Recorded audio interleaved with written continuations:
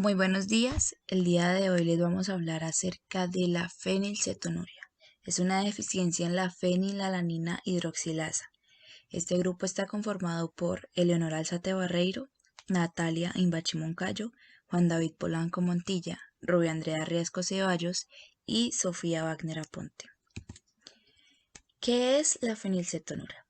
Como lo dije anteriormente, es una deficiencia de la enzima fenilalanina hidroxilasa causada por un error congénito del metabolismo de esta misma.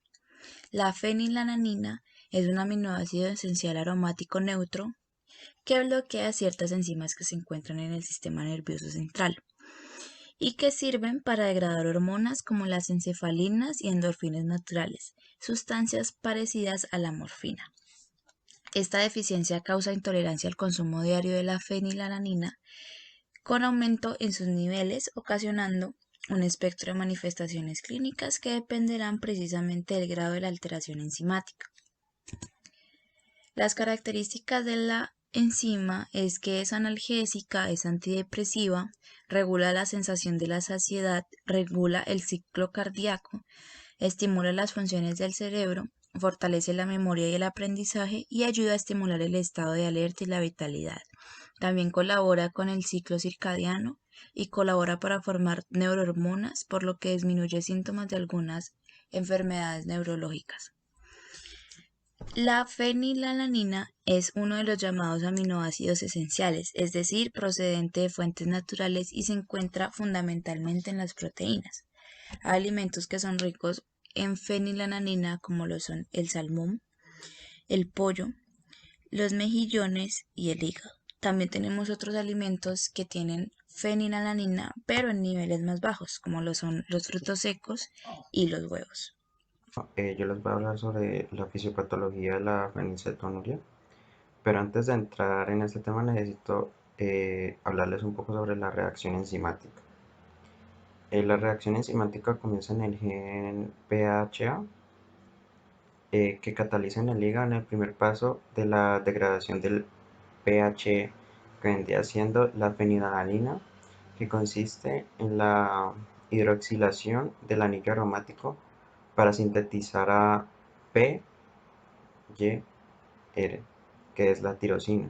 Normalmente el 75% del PHE se oxida a TYR y el otro 25% se incorpora a las proteínas. La reacción requiere de un cofactor, que es el tetrahidrobioptrina, que es el BH4, que se oxida en presencia del oxígeno y da como resultado al dehidrobioptrina, que vendría siendo el BH2. La PHA, que es una oxidasa de función mixta, en la relación un átomo de oxígeno se convierte en un hidroxilo de la TYR y el otro átomo se reduce a agua. La BH4 se regenera mediante una reacción de reducción de BH2 dependiente de NADH, catalizada por una enzima de, dihidroxina reductasa. Ahorita sí, la fisiopatología. El exceso de fenilalanina dietética, es decir, la que no se utiliza en la síntesis de proteínas, se convierte en condiciones normales en tirosina, en la anterior mencionada TYR, por una acción de la fenilalanina hidroxilasa. La tetrahidrobioptrina BH4 es cofactor esencial para esta reducción.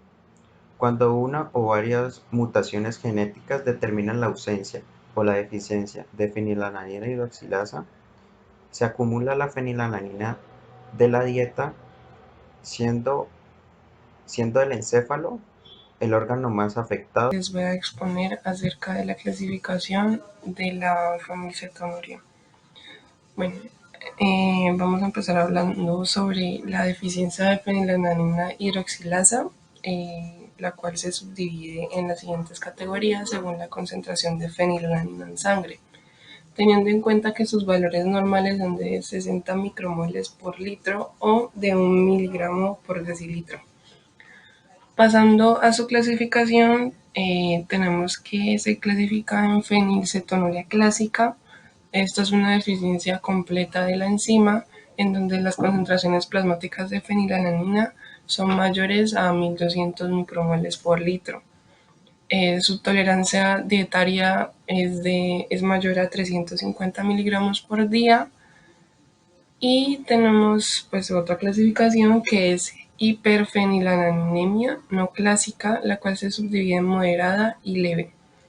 Moderada es entre 600 y 1200 micromoles por litro, con una tolerancia entre 350 y 400 miligramos por día. La leve está comprendida entre 360 y 600 micromoles por litro, con una tolerancia dietaria de 600 a 400 miligramos por día. En los síntomas tenemos que, como pues bien ya saben, la fenilalanina es fundamental para la producción de melanina, la cual es la responsable de darle pigmento a la piel y al cabello, y por ello pues muchos niños con esta enfermedad van a presentar un cutis, cabello y ojos más claros de lo normal.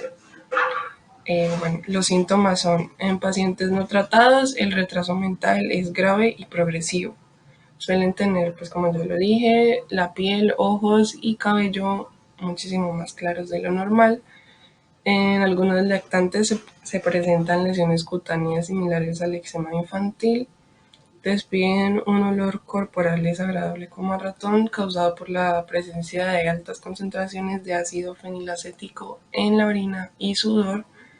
Afectan reflejos del sistema nervioso central y en niños mayores es frecuente encontrar las crisis convulsivas. Pues pasando a otros síntomas, tenemos que el tamaño de la cabeza es más pequeño de lo normal, o sea que pues presentan microcefalia, dificultad en habilidades mentales y sociales, erupción cutánea, pues como mencioné anteriormente, temblores y convulsiones, hiperactividad y movimientos agitados de brazos y piernas. Métodos diagnósticos. Se realizan exámenes metabólicos de rutina a los neonatos para determinar si padecen fenilcetonuria, normalmente mediante una punción en el talón poco después del nacimiento. Si da positivo, hay que realizar exámenes de orina y de sangre para confirmar el diagnóstico de PKU. En ocasiones es posible que la prueba resulte negativa si se realiza antes de las 24 horas de vida. En estos casos se puede recomendar repetir la prueba después de 1 o 2 semanas de vida. También se puede realizar la prueba de cloruro férrico en la orina. En casos excepcionales no se encuentra el ácido fenilpirúvico en la orina siempre, sino solo cuando se ha expuesto al niño a una sobrecarga dietética o cuando tiene fiebre. Estos casos se consideran como efectos parciales. Otra prueba es la técnica de Guthrie, que consiste en la detención de fenilalanina mediante la inhibición que produce el metabolito beta-2-tienialanina sobre el crecimiento del Bacillus subtilis. Este test tiene un porcentaje de sensibilidad y especificidad del 99%. En casos conocidos de fenilcetonuria, se puede aconsejar el estudio genético a los familiares para detectar posibles portadores mediante la detención de la mutación.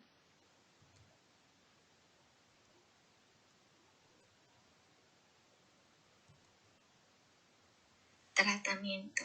El tratamiento de esta enfermedad está compuesto por una dieta baja en fenilalanina, especialmente cuando el niño está creciendo. Los expertos aconsejan seguir esta dieta hasta la edad adulta, ya que aquellos pacientes que lo hacen tienen una mejor salud mental y física. También las mujeres embarazadas deben continuar con esta dieta durante toda la gestación. Asimismo, se debe acudir siempre al especialista para que realicen la supervisión adecuada. Este tratamiento consta de 3 partes. 1. Restricción de proteínas naturales. 2. Sustitución de proteínas. Y 3. Alimentos bajos en proteínas. Los alimentos prohibidos son las carnes, aves, pescados, huevos y leches. Los alimentos controlados tenemos cereales, papilla de cereales, caldo de carne y legumbres. Y en los alimentos libres encontramos el azúcar, aceites, mantequilla, frutas y vegetales, con el fin de promover la síntesis de proteínas para el crecimiento y para la función celular en diversos órganos. Es importante dar la cantidad máxima de proteína natural tolerada individualmente. Bueno, lo que respecta al caso clínico, tenemos un latente de 10 meses de edad, sexo masculino, procedente de Las Piedras, eso es una ciudad que se encuentra en Uruguay,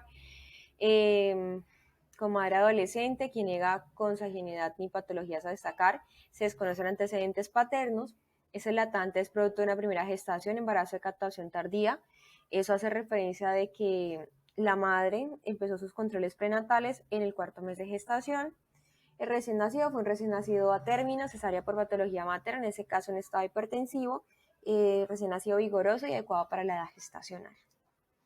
En la pesquisa neonatal, que es una prueba que se hace para detectar enfermedades congénitas o anomalías genéticas en los recién nacidos, en este caso en particular en Uruguay, la pesquisa neonatal se utiliza para detectar 4 patologías, como lo son el hipotiroidismo congénito, la fenilcetonuria, la hiperplasia suprarrenal y la fibrosis quística. En este caso, la pesquisa neonatal surgió sin alteraciones.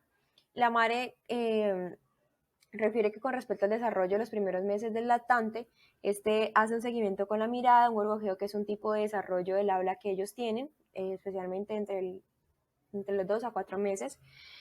A los 5 meses ya el lactante ya obtiene el sostén cefálico, la presión de los objetos con ambas manos, no logra sedestación ni transferencia de objetos. A los 10 meses de edad, el pediatra tratante nota una regresión en esas conductas adquiridas, o sea, en ese sostén cefálico, en esa presión de los objetos, y simultáneamente también comienza con episodios de movimientos anormales en los 4 miembros. Es por esto que el pediatra realiza derivación a neuropediatría. Bueno, ya en neuropediatría, al examen se trataba de un lactante irritable con actitud de atraso, eso se referencia como una mala actitud, y con mioclonías en los 4 miembros. Bueno, las mioclonías son esos movimientos involuntarios breves y de amplitud variable que se generan por la activación brusca de un grupo de músculos, generando un movimiento tipo sacudida en la región corporal afectada, en este caso pues los 4 miembros. Entonces al examen neurológico se encuentra un vagabundeo ocular, eso es como un movimiento lento de los ojos de un lado a otro. Entonces, un guiño de la amenaza ausente, ese guiño de la amenaza ausente lo que hace es explorar la presencia de movimiento de parpadeo defensivo ante movimientos amenazantes. Y un reflejo cocleopalpebral presente bilateral. Este reflejo cocleopalpebral es un movimiento de defensa que surge cuando los párpados se cierran, si aparece una luz intensa o un ruido fuerte. Y la hipotonía de predominio axial, todos los bebés nacen con hipotonía de predominio axial, que es una habilidad en el eje de su cuerpo, pero esta va desapareciendo con el pasar de los días o las semanas. Es por eso que este signo esté presente se puede tomar como un signo patológico. Reflejos osteoteninosos vivos y de forma simétrica. De los datos compatibles con el retraso en la adquisición de conducta en los primeros meses, junto con la pérdida de los logros previamente adquiridos y además de ello con los movimientos anormales recurrentes, llevaron al neuropediatra a una sospecha de una probable enfermedad neurometabólica, y es por ello que con este diagnóstico presuntivo se solicita una valoración complementaria, y es por ello que se envía entonces un electroencefalograma, una resonancia magnética, y se solicita nuevamente tomar esa pesquisa de fenilalanina. Bueno, ya con la valoración complementaria y con la solicitud nuevamente de una toma de esa pesquisa, da como resultado que los niveles de fenilalaninemia fueron de 1.260 milimoles por litro, siendo el valor normal hasta 150 milimoles por litro o 2.5 miligramos por decilitro. Con eso se confirma el diagnóstico de fenilcetonuria. Además, los hallazgos de la resonancia magnética fueron compatibles con el diagnóstico, Posterior al diagnóstico, pues se le brinda un tratamiento al paciente. El tratamiento sería pues la restricción dietética de alimentos con fenilalanina. En el paciente posterior a la restricción dietética hubo cierta mejoría clínica, aunque fue muy escasa. Entonces, la clínica caracterizada por un retraso global del desarrollo con posterior pérdida de la conducta adquirida fue una de las principales razones para la sospecha de diagnóstico probable de enfermedad neurometabólica en este paciente. Y ya como conclusión, podemos decir que concluimos que la sospecha de una enfermedad neurometabólica frente a situaciones mencionadas como las de ese paciente son muy importantes tenerlas presentes, y también el conocimiento de las mismas por parte del pediatra tratante son fundamentales para un diagnóstico oportuno, dado que existen posibilidades terapéuticas que mejoran la sintomatología de esa patología si se ofrece un tratamiento de forma temprana. Aquí tenemos nuestras referencias bibliográficas y de antemano, muchísimas gracias por la atención prestada.